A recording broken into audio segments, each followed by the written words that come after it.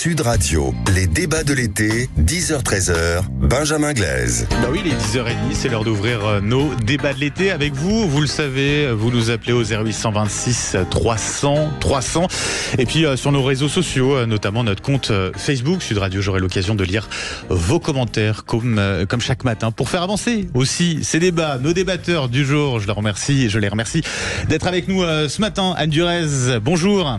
Bonjour à tous. Présidente de l'association Femmes de Loi, Madi Sedi également est avec nous, conseillère en communication, auteure de Française venue d'ailleurs publiée chez Stock. Bonjour. Bonjour. Et merci d'être avec nous également ce matin sur Sud Radio. Et puis Nicolas Corato, bonjour. Bonjour.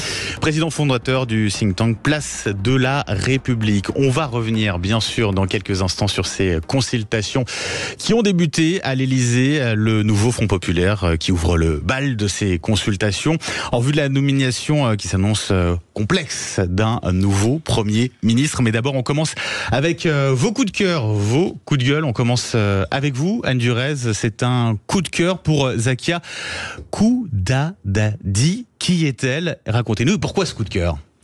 Alors, ce coup de cœur pour Zakia Koudadadi, qui est une jeune athlète paralympique afghane de 25 ans. Ce coup de cœur, il est destiné bien sûr à cette jeune athlète, mais aussi évidemment à tous les athlètes paralympiques, puisque les Jeux paralympiques débutent dans une semaine, jour pour jour maintenant.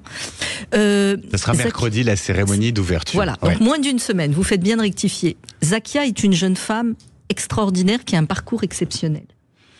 Elle vivait en Afghanistan.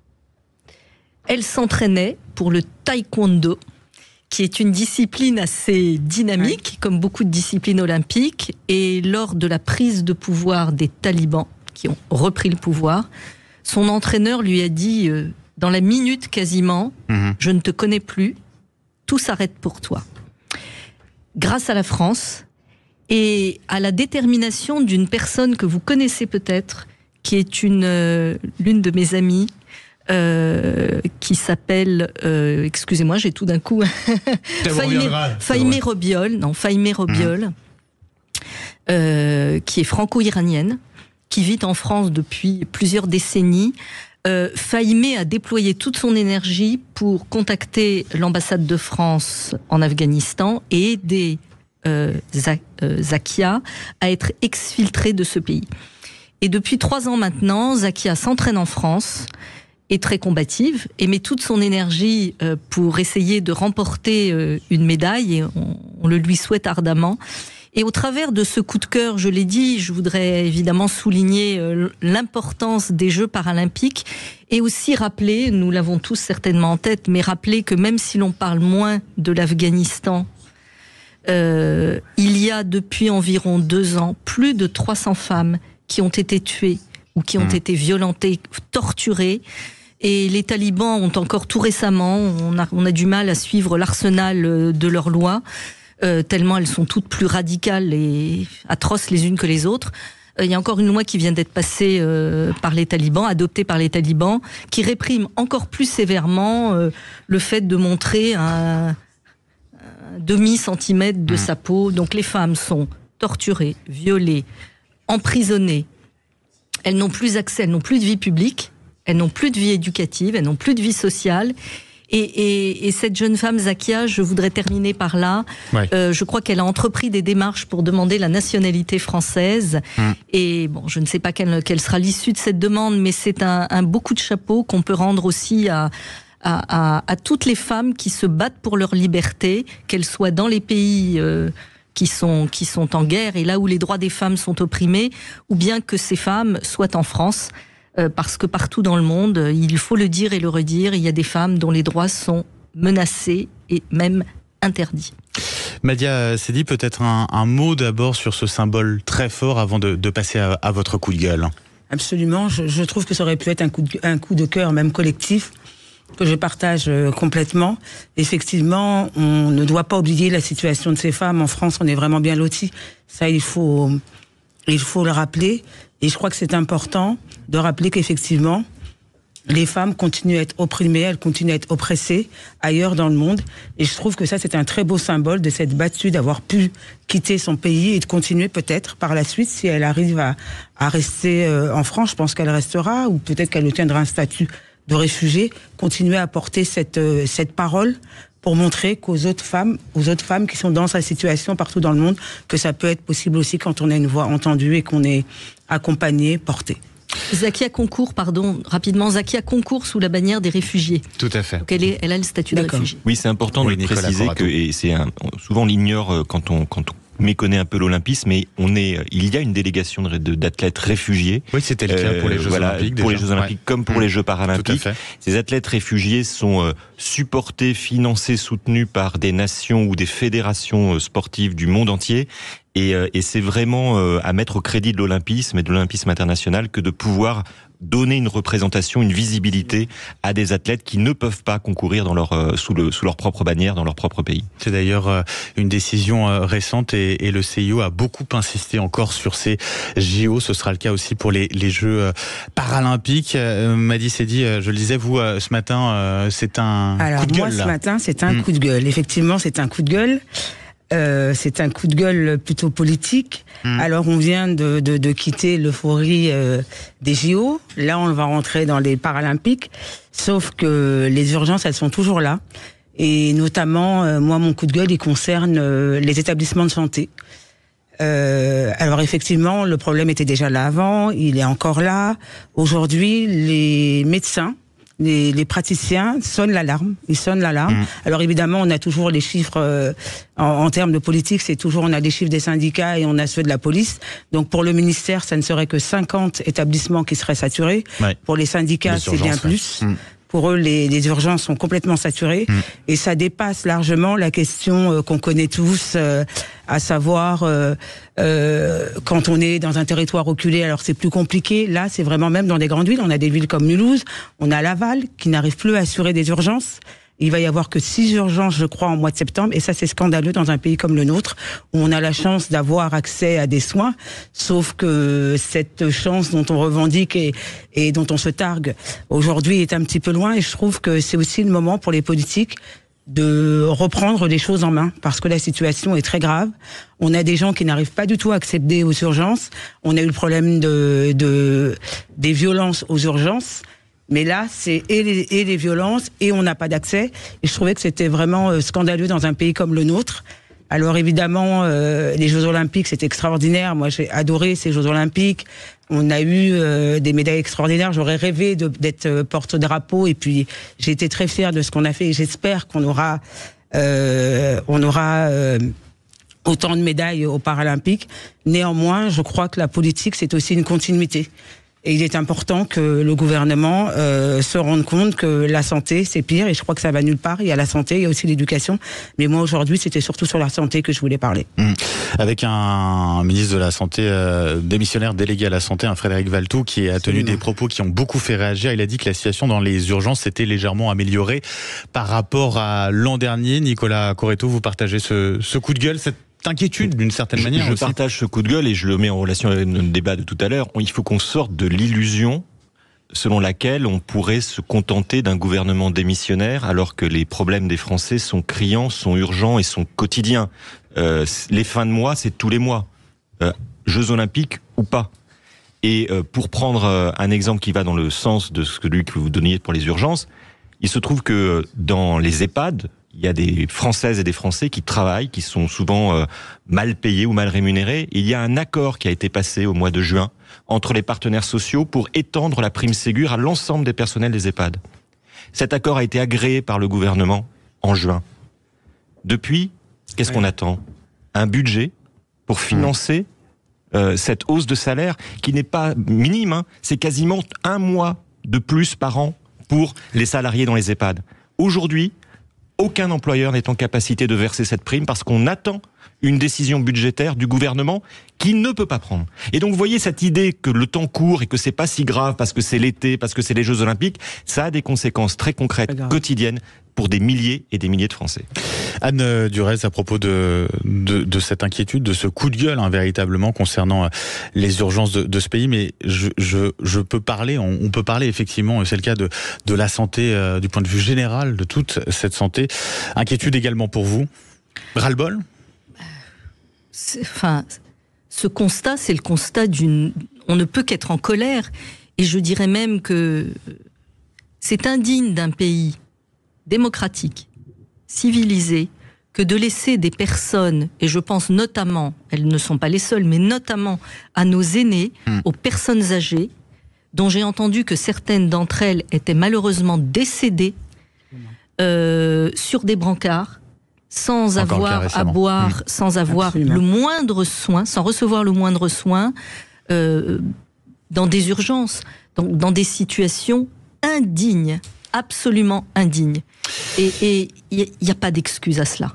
Madi Sedi, avec pour le coup, c'est notamment, on a eu l'exemple du côté de l'hôpital de Brest, les syndicats qui ont affiché justement chaque exemple qu'ils ont eu de personnes, notamment de personnes âgées, qui ont dû attendre des heures avant d'être prises en charge. C'est pas faute d'alerter? Non, c'est pas faute d'alerter. On le sait depuis longtemps. On en parle depuis des années, nous le savons. Nous savons que les urgences sont saturées. Nous savons que le personnel des urgences sont contraints parfois à gérer des situations qui ne sont pas les leurs, qui ne sont pas dans leurs compétences. Elles sont victimes d'agressions. Les gens ne sont pas soignés comme elles devraient être soignés. Et ça, tout le monde le sait. Et c'est pour ça que ça me scandalise d'autant plus. Et Frédéric Valletoux, qui vient vraiment du monde de la santé. Donc il a une vraie connaissance du terrain. Et je ne comprends pas qu'on puisse pas agir. Le constat, il est fait depuis des années. Nous le connaissons tous. A priori, on a des solutions, mais je comprends pas. Le rôle du politique, c'est aussi passer les constats d'agir. Et malheureusement, dans l'action, on les voit moins.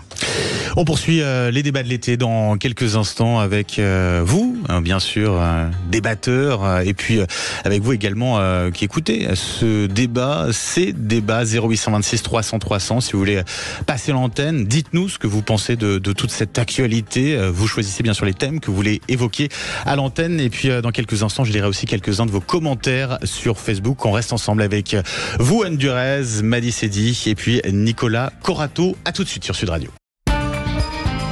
Sud Radio, les débats de l'été, 10h-13h, Benjamin Glaise. 11h moins le quart sur Sud Radio, on poursuit les débats de l'été avec nos débatteurs du jour, Anne Durez, Madi Sedi et Nicolas Coraton. On parlait il y a quelques instants de la saturation des urgences, quelques témoignages sur le Facebook de Sud Radio, notamment celui de Christine qui nous disait, Véronique, pardon, qui nous disait qu'à Toulouse, elle avait eu 22 heures d'attente avant une prise en charge.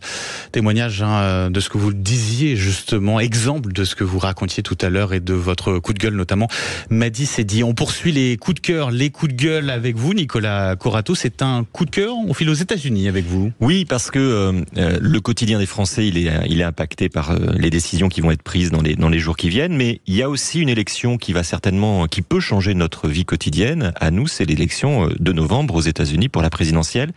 Et à l'occasion de cette campagne, nous avons découvert non seulement Kamala Harris, après beaucoup de circonvolutions, mais on a découvert un personnage, son colistier, qui s'appelle Tim Walz, qui crève l'écran aux États-Unis, qui était quasiment inconnu et qui devient la coqueluche de cette élection, qui a fait un discours lors de son investiture avant-hier, parfaitement remarquable, qui à mon avis restera dans les annales des discours politiques. 15 minutes de discours, ça fait rêver quand on entend certains discours ici en France. 15 minutes de discours où il y a tout dedans. Il y a de l'émotion, il y a une présentation de sa personnalité, peut-être aussi de son intimité, je partage moins ces capacités-là, mais c'est très américain, et puis surtout beaucoup de discours politiques. Tim Walz, c'est un personnage intéressant, il est gouverneur d'un État rural, le Minnesota, il a grandi dans un petit village du Nebraska, c'est un enseignant du secondaire, entraîneur d'une équipe de football américain. Vous imaginez, en France, ça fait combien de temps qu'on n'a pas connu un enseignant ou un fonctionnaire aux plus hautes fonctions ? Eh bien, aux États-Unis, ce pays qu'on dit si élitiste, dont on dit qu'il faut beaucoup d'argent pour parvenir aux premières mandatures, on a peut-être prochain vice-président issu de ce milieu rural, avec beaucoup d'humilité, puis quelqu'un qui en même temps a décidé de se focaliser sur des sujets de société très forts, la défense des libertés. Il n'a pas hésité par exemple à restreindre l'usage des armes dans son État. C'est quelqu'un qui s'est beaucoup mobilisé sur le droit à l'avortement et pour protéger le droit à l'avortement pour les femmes. Et je trouve que dans son discours de 15 minutes, il y avait un passage incroyable sur la PMA et où il racontait le combat que ça avait été avec sa femme pour avoir des enfants, pour lutter contre ce fléau qu'est la stérilité qui affecte de nombreux couples. Bref, je trouve que c'est un personnage très intéressant à regarder et que cette élection américaine, au-delà de son résultat, elle doit nous amener aussi à réfléchir sur la qualité du discours politique, sur la qualité du personnel politique, qu'on a des choses à apprendre de ce que sont en train de produire les États-Unis, notamment le camp démocrate. Et la politique, ce n'est pas que du calcul, de la stratégie, c'est d'abord finalement aussi des propositions de fond. Anne Durez, ça vous fait réagir, ça aussi? C'est ce qui nous manque peut-être aujourd'hui, encore plus en ce moment, du côté de la politique française. Alors, bon, je partage complètement votre coup de cœur, et mon coup de cœur, si j'avais la possibilité d'en partager un autre, serait pour ce ticket présidentiel. Il y a quelques semaines, à l'intérieur de ce studio, mon coup de cœur portait sur Kamala Harris, femme de loi, non pas parce qu'elle est une femme de loi, mais parce ancienne procureure, oui. Voilà, ancienne procureure, et surtout parce que elle démontre en ce moment, on doutait un petit peu de sa capacité de leadership parce qu'elle était invisible, comme beaucoup de vice-présidents, de vice-présidentes aux États-Unis, c'est la fonction qui fait cela. Et elle démontre en ce moment à la fois sa capacité de leadership, sa fermeté et l'équilibre au travers des premières propositions de son programme qu'elle arrive à trouver, qui n'est pas un équilibre facile, entre la continuité du programme de Joe Biden, dont elle est comptable, d'une part, et d'autre part, le changement qu'elle envisage d'impulser si elle est élue à la tête des États-Unis. Et cette nuit, pour moi, a été courte. J'ai écouté son discours en direct. Et alors, au-delà du show que les Américains savent mettre en scène, elle a insufflé, en effet, un souffle de liberté. Et cette liberté dont on parle, liberté dans les droits, vous venez de le rappeler, dans l'exercice des droits, liberté dans la concurrence, dans l'exercice de la concurrence entre les entreprises. Elle se focalise sur les classes moyennes dont elle est issue, de même que son colistier. Et ce qui me frappe, c'est à la fois cette fermeté et cette capacité à parler d'elle-même et à refaire vivre ce rêve américain qui a façonné et construit cette société américaine depuis l'arrivée du Mayflower au XVIIe siècle. Et les jeux ne sont pas faits. L'élection va être serrée, mais moi qui suis une femme de loi, une juriste, je peux vous dire que quand on me parle valeurs démocratiques, liberté, le poids de la justice, de la séparation des pouvoirs, ça, ce sont des valeurs qui me parlent. Et pour terminer, oui, je crois que nos politiques pourraient s'inspirer de la recherche de l'intérêt général. On va certainement en parler. Trouver des compromis, c'est faire vivre l'intérêt général. Ça me paraît très important aussi en France. Mady Seydi, pour conclure rapidement sur la politique américaine et cette investiture donc pour le camp démocrate de Kamala Harris. Et ce ticket avec Tim Walz. Vraiment en deux mots. J'ai pas suivi les discours, mais effectivement, je trouve qu'on aurait des leçons à prendre des États-Unis sur leur capacité, en tout cas, à investir des gens qu'on ne voit plus en France. Je trouve que ça fait quelques années en France, on a une nouvelle, et puis c'est très bien qu'on ait du renouvellement, mais je trouve qu'on n'a plus le personnel politique à la hauteur, on n'a plus cette représentativité de la société française. Alors oui, dans les partis politiques, on est capable de prendre en étendard une personne issue du milieu rural, une personne issue de la diversité, comme on aime bien le dire en France, mais on ne les voit pas émerger. Voilà, et je trouve que on continue, en tout cas, ça continue à donner du rêve, et qu'on voit en Amérique, c'est encore possible.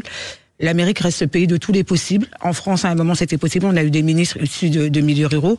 Aujourd'hui, je trouve que malheureusement, on a des politiques qui sont médiocres et on ne fait pas émerger. Des politiques très parisiens. Absolument. Et on ne fait pas émerger. En province, on a des gens très bien dans tous les milieux sociaux. Et je trouve que ça contribue également au fait que les Français sont défiants de la politique parce qu'ils ne se reconnaissent pas dans leurs représentants. aujourd'hui. On va justement évoquer ces consultations du côté de l'Élysée en vue de la nomination d'un nouveau Premier ministre, puisque forcément ces enjeux-là aussi sont à évoquer dans le cadre de cette journée particulièrement importante du côté de la politique française. J'aimerais vous faire réagir tout d'abord très rapidement, avant de poursuivre, à ce qui se passe du côté de Grenoble, qui est en proie à une guerre des gangs pour le contrôle des 2 points de deal. 7 fusillades en quelques semaines. Après une convention passée avec la CAF, tenez, le parquet de Grenoble, les dealers condamnés se voient désormais supprimer leurs aides sociales totalement ou en partie. C'est une première, une exception en France. Est-ce que c'est une bonne initiative, Anne Durez ? Je trouve que c'est une excellente initiative et ce qui me parle dans ce que vous rappelez, c'est que la politique peut être efficace. Quand on est pragmatique, quand on a de la volonté et de la détermination, alors je ne dis pas qu'il faut mettre les politiques de côté et les débats de côté, mais voilà un exemple dont je ne sais pas s'il sera étendu, j'ai l'impression que ça n'est pas encore le cas à l'ensemble du territoire, mais frapper là où ça fait mal et surtout au portefeuille des dealers, enfin je me demande d'ailleurs pourquoi ça n'a pas pu être fait plus tôt. Voilà une excellente initiative, surtout dans une région qui est gangrénée, vous l'avez rappelé, par le trafic de stupéfiants. Et moi, je me réjouis de ce que cette collaboration entre la CAF de l'Isère et le parquet ait pu voir le jour, porte ses fruits. Je crois depuis que cette convention a été signée ou en quelques mois, il y a à peu près, de mémoire, plus de 50 trafiquants de drogue qui ont vu leurs aides sociales toutes confondues, supprimées, voire réduites. Eh bien, ça peut peut-être paraître symbolique à certains, mais je trouve que là où il y a du symbole, il y a aussi de l'efficacité. Parce que ça n'est pas rien, quand on parle d'aide sociale, c'est votre argent, c'est notre argent. Absolument. Ouais. Ce sont nos impôts. Justement, Madi Seydi, vous reprenez la parole, vous gardez la parole. Sur cette actualité-là, est-ce que vous vous réjouissez aussi de cette convention ? Oui, absolument. Je trouve que quand on est capable de dépasser les clivages et qu'on veut être efficace, on trouve de bonnes mesures et je trouve cette mesure efficace. Et j'ose espérer qu'elle sera étendue à d'autres territoires. Grenoble, depuis quelques mois, on en parle beaucoup. Ce territoire est gangréné par les trafics de drogue, la violence, l'insécurité. Et je trouve que parfois, il faut être capable d'avoir des mesures fortes. Il faut frapper là où ça fait mal. Et il n'y a pas de raison que les dealers continuent à être nourris, logés, parce que c'est quand même quelqu'un qui paye. C'est quand même les impôts qui payent derrière. En toute impunité, je trouve que cette mesure est forte. Et j'ose espérer qu'elle sera reconduite. Et même sur l'ensemble du territoire, on a d'autres territoires comme la Seine-Saint-Denis où franchement, ça ferait du bien. Nicolas Corato, pour vous aussi, cette initiative de supprimer les aides sociales à ces dealers condamnés, c'est une initiative qu'il faut étendre, selon vous, à l'ensemble du territoire ? Il faut peut-être préciser que c'est une initiative très différente de celle dont on avait parlé ou qui avait été portée notamment par les Républicains, qui était une forme de peine accessoire. C'est-à-dire que vous êtes condamné et vous avez une peine de suppression des allocations familiales. Je suis complètement contre ce genre de dispositif. D'abord parce que les peines ne sont pas dissuasives, on le sait. C'est pas parce que les peines existent que la délinquance n'existe pas. Et deuxièmement, parce que déchoir les droits aux allocations familiales dans des ménages, ça sanctionne aussi parfois souvent des enfants qui n'ont rien à voir et rien à voir avec les actes délinquants de leurs parents et qui ne peuvent pas en être victimes collatérales. Ici, c'est complètement différent. La CAF demande finalement à des délinquants de rembourser les trop perçus liés à des fausses déclarations de revenus. C'est-à-dire, ils ne déclarent pas leurs revenus par essence puisqu'ils sont illégaux, et la CAF considère que c'est une fausse déclaration de revenus, comme ça peut vous arriver à vous. Si vous ne mettez pas à jour vos revenus à la CAF, on peut vous demander de rembourser des trop perçus, on peut arrêter de vous verser des allocations, et donc je trouve ça intéressant parce que ça n'est pas l'accessoire d'une peine, ça n'a rien à voir. La CAF va simplement considérer qu'il y a un allocataire qui ne remplit pas ses obligations de déclaration de ses revenus réels. Et ça, je trouve ça intéressant. J'ajoute une chose, c'est que souvenez-vous d'une expérimentation qui avait été portée sous Jacques Chirac, qui avait demandé que dans chaque région, on regroupe les services fiscaux, les services sociaux, les services d'enquête de police pour démanteler les trafics et les réseaux. Moi, je pense qu'effectivement, que ce soit du côté social ou fiscal aussi, il y a beaucoup d'actions qu'on pourrait mettre en œuvre. Peut-être être un peu moins regardant au contrôleur sur le petit patron de PME qui a oublié de déclarer sa TVA ou qui a déclaré sa TVA avec 15 jours de retard, et peut-être se pencher un peu plus sur le niveau de vie réel d'un certain nombre de nos concitoyens qui manifestement provient de trafics trafics illégaux. Je pense que là aussi, nos services publics auraient intérêt peut-être à se réorienter sur la délinquance financière et la délinquance liée au trafic de drogue. Sud Radio, il est à 10h56. Dans un instant, les infos. Et puis on poursuit ces débats de l'été avec vous, Anne Duraez, Madi Sedi et Nicolas Corato. Les consultations sont ouvertes depuis quelques minutes maintenant à l'Élysée en vue de la nomination d'un nouveau Premier ministre. Tenez, qu'attendez-vous de ces consultations et qui voyez-vous, qui souhaitez-vous à Matignon? Vous nous appelez 0826 300 300 et vous réagissez sur nos réseaux sociaux, notamment notre compte Facebook Sud Radio. À tout de suite. Sud Radio, les débats de l'été, 10h-13h, Benjamin Glaise. Les débats de l'été avec vous, 0826 300 300 et sur nos réseaux sociaux, les réseaux sociaux de Sud Radio, Twitter, Facebook, vous le savez notamment. C'est les débats de l'été, on poursuit avec nos débatteurs du jour, Anne Duraez, présidente de l'association Femmes de Loi, Madi Sedi, conseillère en communication d'influence, auteur du livre Française, venu d'ailleurs, publié chez Stock, et puis Nicolas Corato, président fondateur du think tank Place de la République. Les consultations sont donc ouvertes, ça y est, à l'Élysée en vue de la nomination d'un nouveau Premier ministre. C'est le nouveau Front Populaire qui a ouvert le bal. Ils sont arrivés il y a quelques minutes. Les présidents des partis et des groupes parlementaires sont reçus depuis 10h30 ce matin par Emmanuel Macron. La candidate de la gauche pour Matignon, Lucie Castet, est présente. Elle a d'ailleurs pris la parole devant l'Élysée avant de débuter ses consultations. Elle assure que le nouveau Front Populaire a conscience du fait qu'il va devoir chercher des compromis en l'absence de majorité absolue à l'Assemblée. Nous y sommes prêts, ajoute-t-elle. Nous sommes venus proposer une solution de stabilité. Nicolas Corato, ma première question, quelles sont les chances finalement de Lucie Castet de se retrouver à Matignon? Déjà, c'est intéressant parce que de jour en jour, on voit les inflexions qui sont en train d'être en œuvre dans le discours de Lucie Castet et des responsables du nouveau Front Populaire. Pour essayer de faire simple, même si c'est très très compliqué d'y voir un peu clair, faut se ramener aux fondamentaux. Il y a eu une élection et le nouveau Front Populaire est arrivé en tête, n'a pas la majorité. Donc il y a deux types de responsabilités. La responsabilité du président de la République, qui ne doit pas inverser les rôles, qui n'est pas député, qui est président de la République, et son rôle c'est de nommer un Premier ministre. Bon, il prend arithmétiquement le résultat des élections. Je vois pas quel autre choix il aurait que de nommer, si on est, je dirais, fidèle à la lettre des institutions, quel autre choix il aurait de nommer autre chose qu'une autre personne que Lucie Castet. Deuxième responsabilité, à cette première ministre, à ce camp de députés, de prendre la responsabilité de trouver une majorité, et donc un projet de majorité dans l'Assemblée nationale telle qu'elle est. Ce qui veut dire que le nouveau Front Populaire doit être conscient d'une chose, c'est que l'application de son projet, de son programme, de tout son programme, rien que le programme, est complètement illusoire. Mais ne serait-ce que la présence d'un insoumis alors ça, c'est autre chose. Ça aussi. Non, mais c'est autre chose. Vous savez, les choses seront peut-être beaucoup moins clivantes qu'on ne l'imagine. Aujourd'hui, les pétitions de principe consistant à dire s'il y a un seul LFI au gouvernement, c'est motion de censure. Moi, ça me rappelle les histoires des ministres communistes en 81. Non, mais oui. ils sont restés assez longtemps, les ministres communistes. J'ajoute une dernière chose sur ce sujet, c'est que il faut bien que les membres du nouveau Front Populaire aient une conscience que ne fassent pas du Macron à l'envers.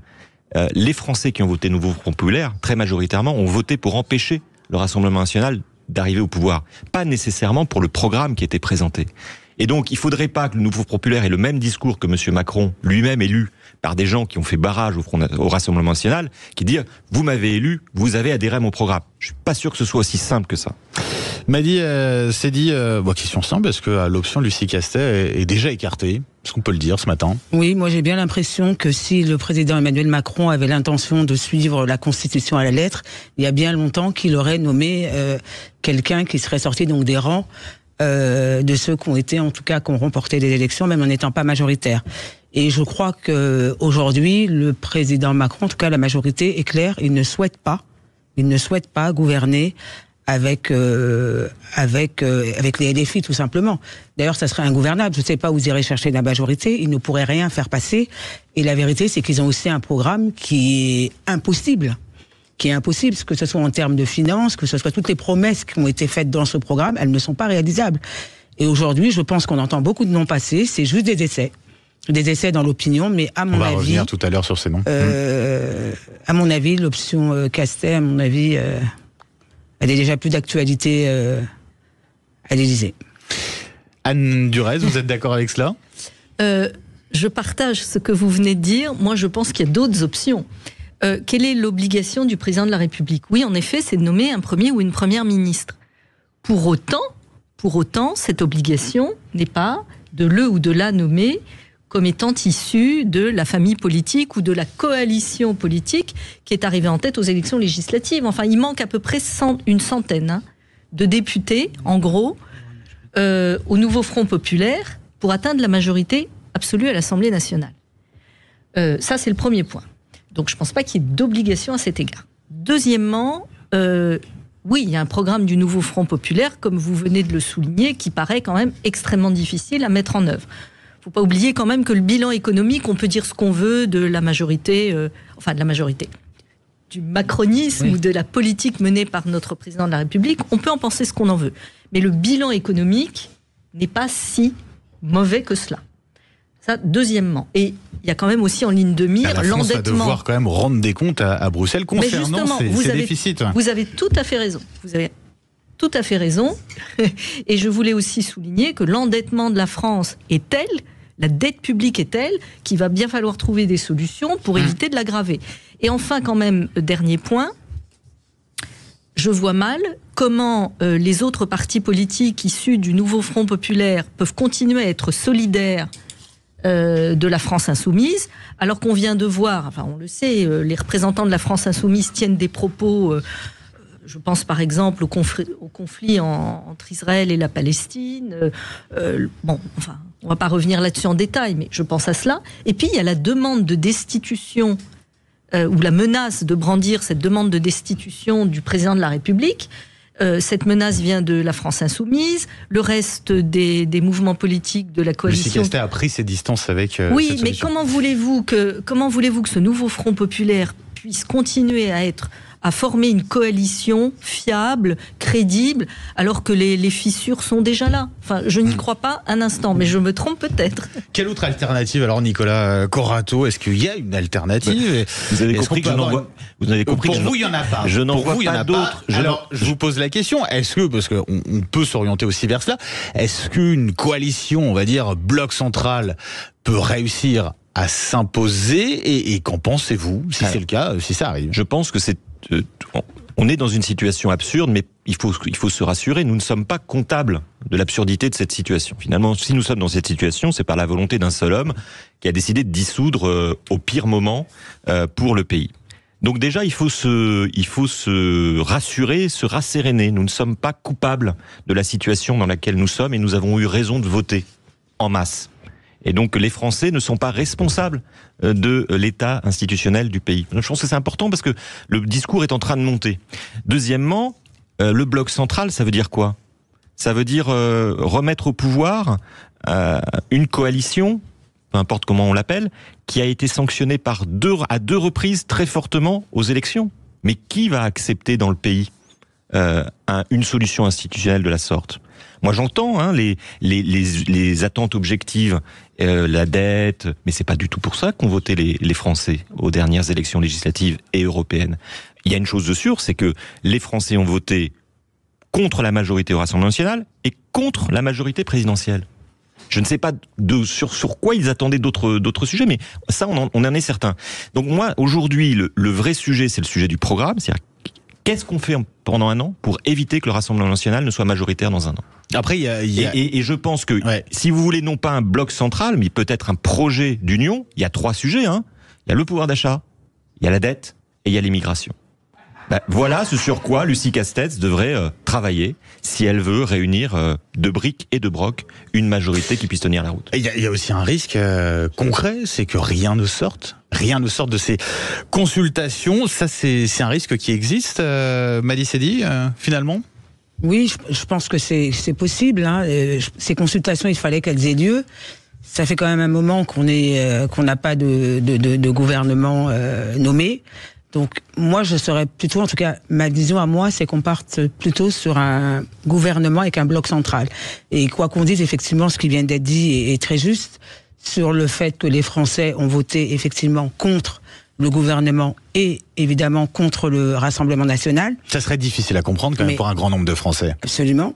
Mais comme les Français n'ont pas compris, entre le premier et le deuxième tour, pourquoi l'espèce d'accord qui n'était pas un accord tacite entre justement le nouveau Front populaire et Renaissance, qui se sont quelque part fait des accords sur les circonscriptions. Et ça, les Français ne l'ont pas compris.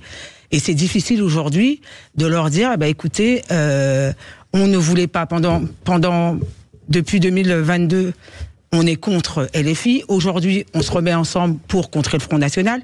Et aujourd'hui, non, il faut pas gouverner avec eux. Moi, je penche plutôt vers un gouvernement centriste. Peut-être que aujourd'hui, le gouvernement va aller chercher à gauche des gens avec qui ils peuvent gouverner. Certainement aussi avec les LR. Ça, je pense qu'ils en auront certainement. Après, il y a le MoDem. Il y a aussi il y a le groupe Lyotte.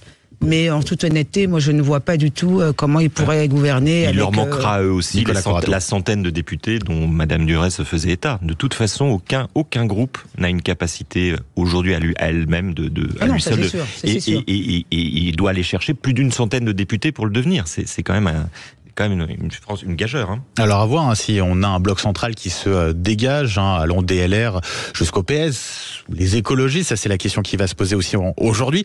Un gouvernement étiqueté bloc central, Anne Durez, ça peut être une solution de sortie de cette situation d'impasse politique aujourd'hui. Est-ce que ça peut être une solution démocratique à ce qui se passe aujourd'hui et respectueuse aussi des résultats, tout simplement des élections législatives? Mais moi, je le crois. C'est-à-dire que, premièrement, je suis convaincue qu'on ne peut pas gouverner dans la radicalité. Faire passer des réformes, les adopter, ça nécessite un débat apaisé. On peut ne pas être d'accord, on peut être ferme, mais on doit débattre de manière apaisée. Et il y a certaines formations politiques, je pense par exemple à la France Insoumise, on le constate, tient des propos au travers de ses représentants, prend des postures, des positions qui sont des positions radicales, voire tiennent des propos antidémocratiques. Ça, c'est ce que je constate. Ça divise déjà, d'ailleurs, au sein même du Parti Socialiste. Ouais. Absolument. C'est pour ça que je disais il y a un instant... Raphaël Glucksmann, d'ailleurs, est en train de faire un pas de côté. Voilà. Donc ça, c'est le premier point. Ensuite, tout le monde est d'accord me semble-t-il, pour que le pouvoir d'achat des Françaises et des Français s'améliore. Donc, comment y parvenir ? Il y a eu cette dissolution, il faut bien trouver une solution.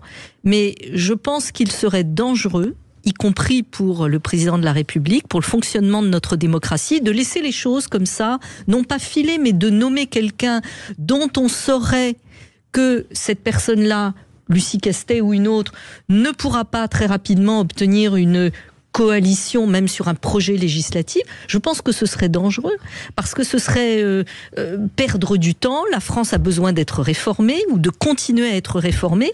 Donc moi, je ne crois pas à cette option. Encore une fois, je peux me tromper.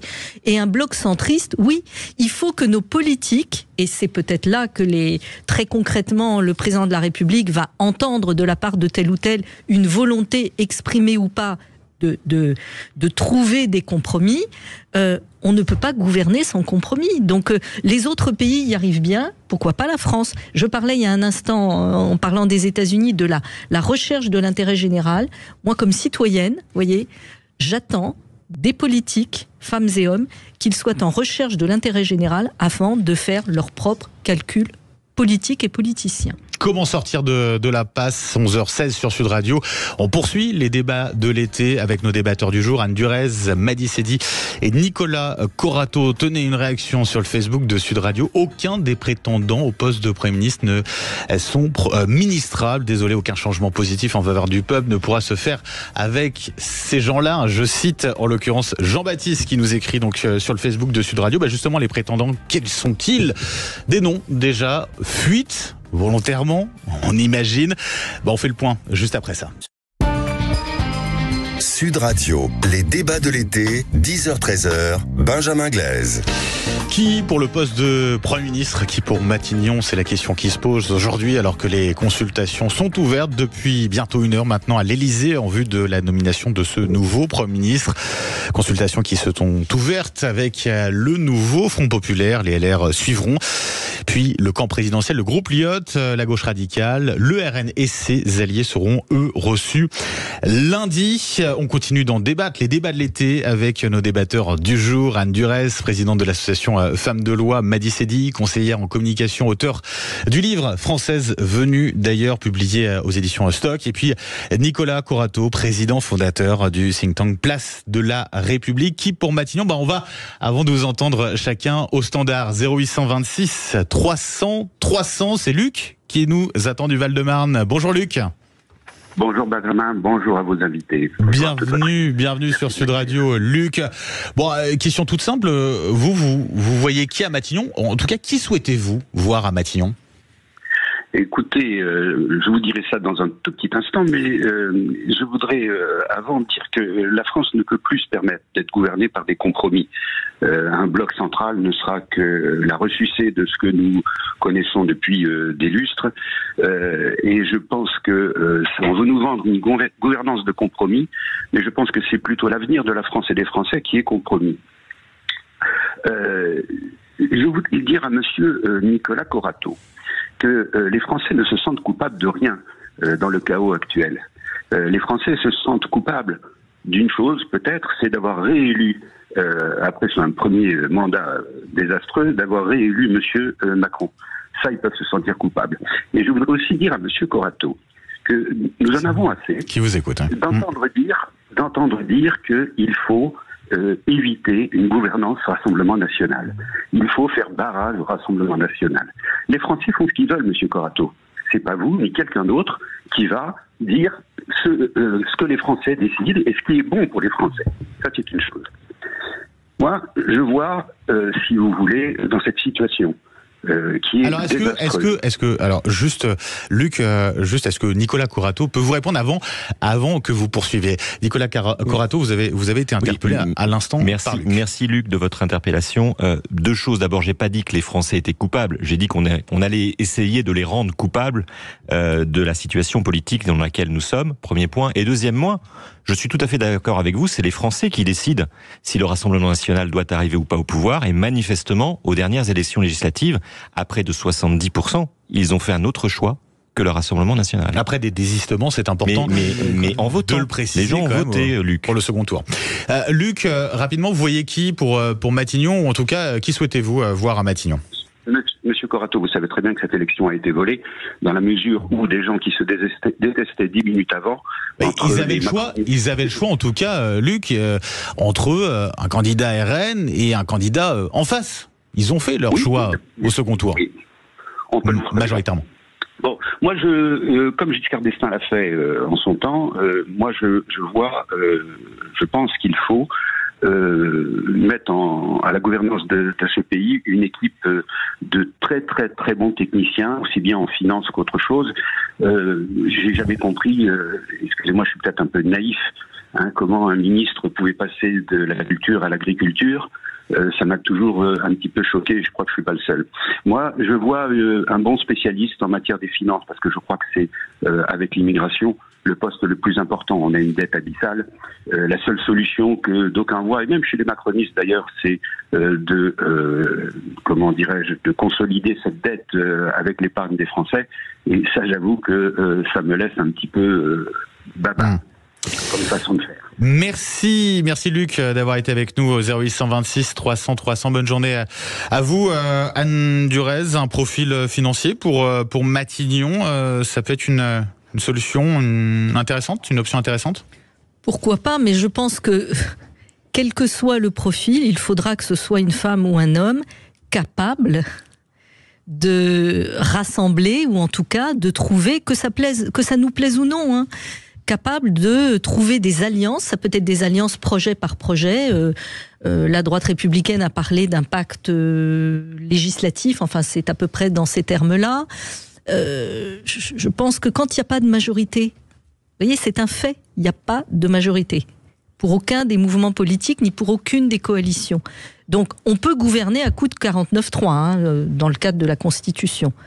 Mais souvenons-nous de la difficulté qu'ont eu certains premiers ministres ou certaines premières ministres à faire passer des réformes structurantes en ayant essayé de négocier, bien ou mal, j'en sais rien, moi je pense que c'est très compliqué, mais bref, et d'avoir eu recours au 49-3. Donc le profil, pourquoi pas un profil technicien, mais si c'est un profil technicien et non politique, ça va aussi poser problème. Alors il y a des noms justement, politiques, très politiques, qui sont évoqués. Le cas notamment Bernard Cazeneuve, ancien Premier ministre éphémère sous François Hollande. C'est un nom qui revient beaucoup. Tenez, on va écouter tout de suite à ce sujet ce qu'en pense Benjamin Lucas, député du groupe écologiste et social. C'était ce matin sur Sud Radio au micro de Jean-Marie Bordry. Le groupe socialiste, le parti socialiste, les parlementaires socialistes soutiennent Madame Castet et vont ensemble avec les autres formations politiques à Matignon. Le journal Le Monde disait la semaine dernière qu'une bonne partie des caciques du PS étaient quand même tentés par l'hypothèse Bernard Cazeneuve. Non, mais je vous dis qu'il n'aura pas le soutien de la majorité du groupe socialiste.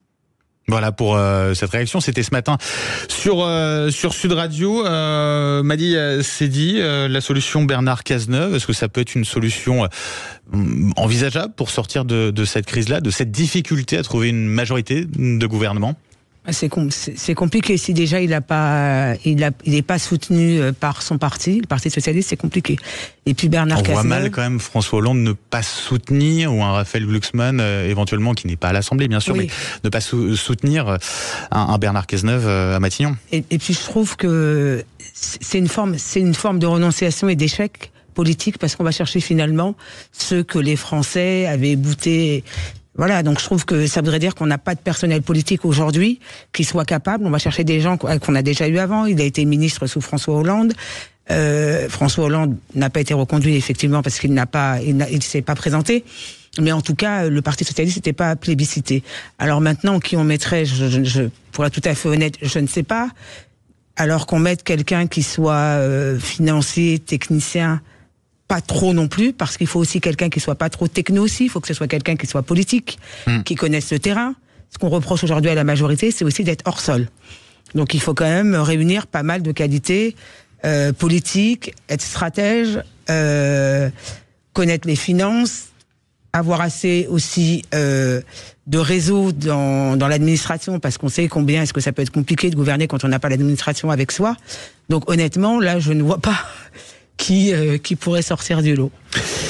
L'option, la possibilité Bernard Cazeneuve, vous en pensez quoi, Nicolas Corato ? Je pense que c'est une personne qui a des qualités d'homme d'État remarquables, mais je pense que c'est complètement illusoire d'imaginer qu'il pourrait entraîner avec lui ne serait-ce qu'une partie du NFP. Regardez quand même la différence de comportement entre François Hollande, qui est quand même son mentor en politique, et Bernard Cazeneuve. François Hollande a fait le choix du NFP. D'ailleurs, ça ne sera pas le cas, mais finalement, est-ce que c'est pas l'homme de la synthèse qui est François Hollande qui aurait la meilleure capacité à tenir un gouvernement ? Bon, je referme la parenthèse parce que j'imagine que sur les réseaux sociaux, on va très vite me féliciter, me remercier, j'imagine. Mais Bernard Cazeneuve n'a pas la capacité politique actuellement d'entraîner une majorité derrière lui. Au contraire, je pense qu'il sera vécu comme un repoussoir par la gauche. Il faut se souvenir quand même que Bernard Cazeneuve, pour une grande partie de la gauche, y compris au PS, c'est l'homme de la loi travail El Khomri. Il faut se souvenir que à gauche, qui avait déclenché des mobilisations énormes. À gauche, il y a une mémoire des luttes sociales, y compris au Parti socialiste. Et j'ajoute d'ailleurs que Bernard Cazeneuve n'est plus membre du Parti socialiste et ne cesse de le rappeler. Donc, c'est un homme d'État remarquable, qui a d'admirables qualités et d'admirables capacités, mais je pense que la situation politique ne lui est pas du tout favorable. Et pourquoi pas un élu local ? Tenez, on va se poser la question dans quelques instants avec vous, 0826 300 300, et puis avec nos débatteurs du jour, Anne Durez, Madi Sedi et puis Nicolas Corato. À tout de suite sur Sud Radio. Sud Radio, les débats de l'été, 10h-13h, Benjamin Glaise. Les débats de l'été avec nos débatteurs du jour, Madi Sedi, Anne Durez, Nicolas Corato. On poursuit ces débats alors que le nouveau Front Populaire, donnant un petit peu de leurs nouvelles, ils sont toujours enfermés à l'Élysée. Oui, les consultations qui ont débuté du côté de l'Élysée avec Emmanuel Macron qui va recevoir l'ensemble des forces politiques pour tenter de trouver une solution, de nommer un nouveau Premier ministre.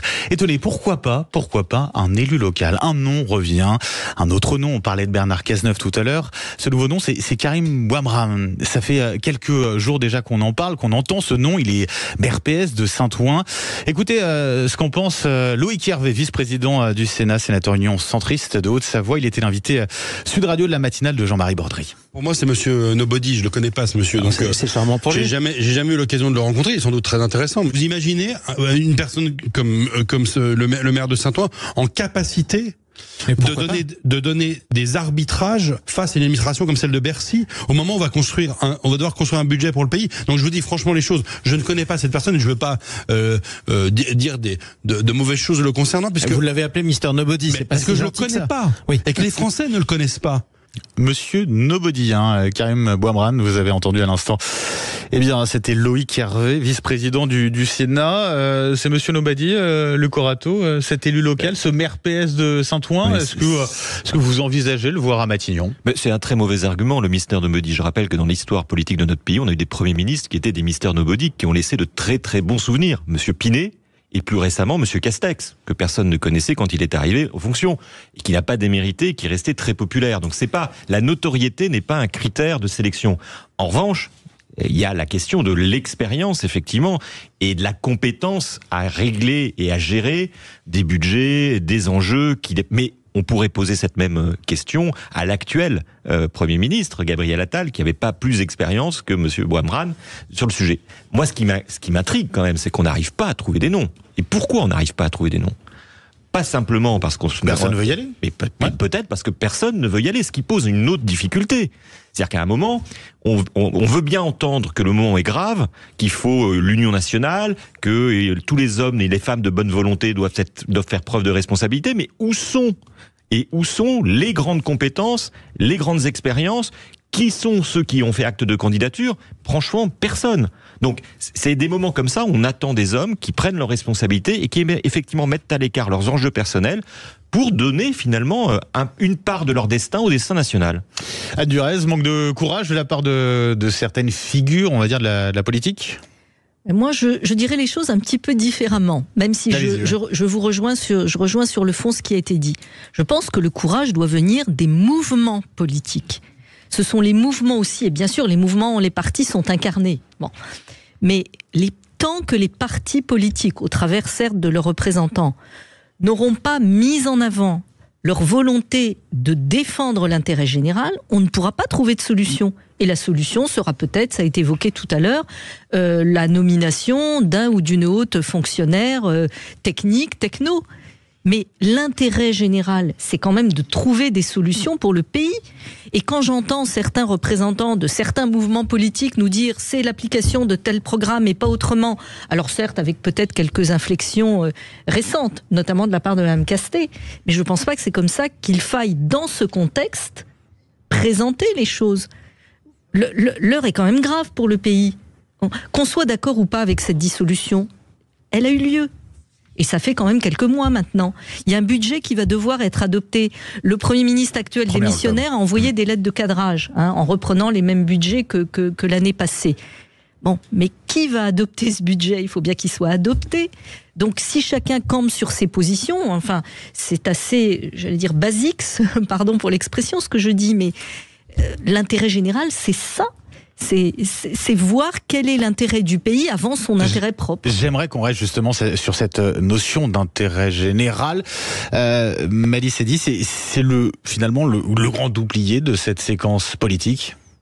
Absolument, et puis je crois que ça fait déjà quelques années qu'en France, malheureusement, la politique a perdu ses lettres de noblesse, notamment cette question d'intérêt général, qui en réalité est la première raison. Ce n'est pas conjoncturel, c'est-à-dire que pour vous c'est quelque chose qui vient de plus loin? Oui, je pense que c'est quelque chose qui vient de plus loin, et d'ailleurs on le voit dans tous les partis. Aujourd'hui, quel parti est prêt à se dire, je mets mon ego de côté, je mets mes questions dogmatiques et idéologiques de côté, et je me focalise uniquement sur l'intérêt de la France, et pour l'intérêt de la France, pour qu'on puisse proposer des solutions aux Français qui n'en peuvent plus, pouvoir d'achat, insécurité, immigration, et j'en passe, il y a plein d'autres sujets. Quels sont les partis politiques qui aujourd'hui sont prêts à mettre carte sur table en disant on parle, on discute ensemble? Très peu en réalité. Chacun pense à son précaré, chacun pense à l'étape d'après. LFI, il pense à l'étape d'après, c'est 2027 pour Mélenchon, le RN pense également à l'année prochaine. Une dissolution, c'est ce qu'il demande. Certains déjà plaident pour une dissolution. Donc en fait, tant que les politiques n'auront pas été capables de se dire finalement, nous sommes là parce que les Français nous y ont mis et on a un pacte avec les Français et c'est la défense de l'intérêt général, ce genre de situation, on continuera à en avoir malheureusement. Ça fait quelques années que ça dure. Je crois que la politique politicienne a pris la place de l'intérêt général qui faisait que la politique était quelque chose de noble. Et il y a une colère, très clairement, il y a une colère de la part des Français et c'est pour cela aussi qu'ils se sont largement mobilisés aux élections législatives, au-delà d'un vote sanction aussi à Emmanuel Macron. Nicolas Corato, qui est le Premier ministre pour défendre justement cet intérêt général selon vous? Mais toute la difficulté, c'est de définir cet intérêt général. Et la difficulté dans laquelle on est, c'est qu'on n'arrive pas à comprendre ce que le peuple français a voulu dire au second tour des législatives. On comprend négativement deux choses, pas le RN, plus Emmanuel Macron, ça c'est assez clair, mais positivement, qu'ont voulu dire les Français sur ce qu'ils entendent comme projet national. C'est un vote de rejet commun au sens propre. Je dis pas que c'est un vote de rejet, je dis que c'est un vote illisible. Et franchement, moi, je suis très... On a voté contre. J'ai l'impression qu'on vote de plus en plus contre et plus pour. Personne n'est en capacité de dire véritablement ce qu'ont voulu envoyer comme message les Français lors de cette élection législative. Et donc, c'est très compliqué de définir un intérêt général sur cette base électorale-là. D'où effectivement les tentations d'en faire abstraction, ce qui est en train de faire le président de la République, ou de jouer la montre. Mais chaque jour qui passe, où nous avons ces débats, ce sont des jours qui renforcent la position du Rassemblement national. Et nous sommes finalement dans une course contre la montre. Vous parliez de l'échéance de la dissolution peut-être. En tout cas, la défiance des Français vis-à-vis mais le risque que prend le camp démocratique, pardonnez-moi de le qualifier ainsi, et je le mets très très largement, c'est effectivement de faire la démonstration qu'il est incapable d'empêcher l'arrivée au pouvoir du Rassemblement national. Et c'est une responsabilité, à mon avis, qui est partagée. L'intérêt général, avant d'être incarné, il doit être défini. Et je ne sais pas, moi, ce que veulent les Français. Par exemple, je ne suis pas sûr que les Français souhaitent qu'on continue des réformes structurelles. Vous voyez, je ne dis pas que les réformes structurelles ne sont pas bonnes pour le pays, mais je ne suis pas sûr que la population suit sur ce sujet-là. Et ça, c'est aussi des sujets qu'on devrait se poser. Est-ce qu'il faut continuer à réformer, coûte que coûte, au sabre au clair, ce pays, en heurtant, en divisant, en clivant la population? Et par exemple, l'épisode de la réforme des retraites, quoi qu'on pense sur le fond de cette réforme, en termes de fond, en termes de messages envoyés aux Français, a été délétère. Je parlais de l'intérêt général, grand oublié de cette séquence politique. Peut-être notre acteur oublié de cette séquence, c'est le RN, d'une certaine manière. On ne peut pas faire sans le RN, disait Julien Audoul ce matin, député Rassemblement National. Anne Durez, quelle place pour le RN dans ces consultations, dans ces discussions et dans la nomination éventuelle à venir d'un nouveau Premier ministre? Alors ça, c'est le président de la République qui nous le dira à l'issue de ces consultations. La réalité est que le Rassemblement national fait partie de l'un des 3 blocs qui s'est dégagé à l'issue du second tour des législatives. Donc, on ne s'oriente pas en tout cas vers un gouvernement RN. Je ne crois pas en effet, mais moi je réponds factuellement, voilà, bien sûr, à votre question. Tout à fait. Alors, est-ce que vous permettez que je revienne un instant sur cette notion d'intérêt général dont on parle un petit peu? Les Français, me semble-t-il, ont exprimé des préoccupations. Alors, on peut trouver que ce sont des votes exprimant des contradictions, mais les Français ont, il me semble encore une fois, exprimé des préoccupations. La préoccupation de leur pouvoir d'achat. La préoccupation de traiter le sujet de l'immigration insuffisamment contrôlé aux yeux et pour l'opinion d'une majorité des Français. La préoccupation, tout en voulant légitimement un meilleur pouvoir d'achat, la préoccupation de la dette du pays. Donc c'est pour ça que j'ai entendu... Enfin, il me semble avec que des enjeux parfois, on a l'impression contradictoires. Vous avez raison. Ouais. En effet, il y a comme des injonctions. Quand on parle d'injonctions contradictoires, là, il y a des injonctions qui sont en effet un peu contradictoires, un peu ou beaucoup contradictoires. Comment arriver à trouver, c'est ce que j'ai entendu dans la bouche de certains politiques. On parlait de Bernard Cazeneuve.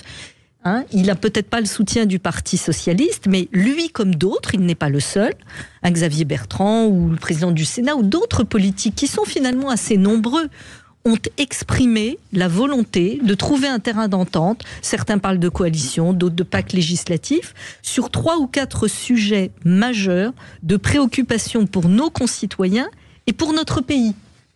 Donc, je ne sais pas si je réponds à la question de l'intérêt général, mais il me semble que l'intérêt général, c'est à la fois de mettre ses ambitions personnelles de côté pour essayer de comprendre et de répondre aux préoccupations majeures des Français, c'est ça.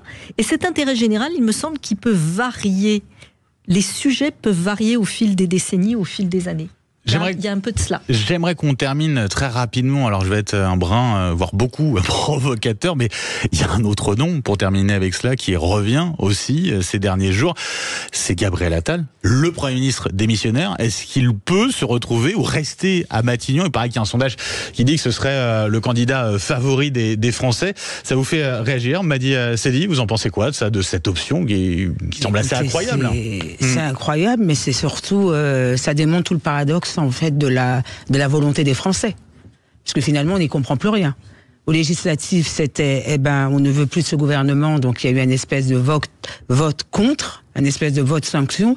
Et aujourd'hui, quand on leur demande qui est-ce que vous voulez voir comme Premier ministre, et ils disent tous Gabriel Attal. Donc c'est vraiment à en perdre son latin. Néanmoins, j'ai beaucoup de mal à voir comment Gabriel Attal pourrait rester Premier ministre. Néanmoins, ce n'est pas exclu. Moi, je continue à croire que ça va être une coalition centriste. Donc, je pense que le Premier ministre peut sortir aussi bien des rangs de Renaissance que du MoDem, que de LR. Un mot rapide, Nicolas Corato. Oui, ça vous fait bondir. J'ai envie de rendre un hommage à Alain Delon en citant cette phrase du Guépard: il faut que tout change pour que rien ne change. La ficelle serait un peu grosse. Je rejoins exactement ce que vous venez de dire. On a du mal à lire les résultats de cette élection législative. Enfin, on a bien lu quand même la sanction portée à l'équipe en place. Donc que le même Premier ministre continue avec peut-être un gouvernement renouvelé l'aventure à Matignon, franchement, ça voudrait dire véritablement que le président de la République ne prend aucun compte des résultats des élections législatives. Merci beaucoup, merci à Nicolas Corato, merci à Madi Sedi, Anne Durez d'avoir été avec nous ce matin pour ces débats de l'été. On va suivre bien sûr l'évolution de cette journée et de ces consultations à l'Elysée avec des nouveaux débats à suivre. Ce sera à 17h, notamment avec les vraies voix de Sud Radio de Frédéric Brindel. 11h45, on revient nous dans quelques instants, quelques tout petits instants.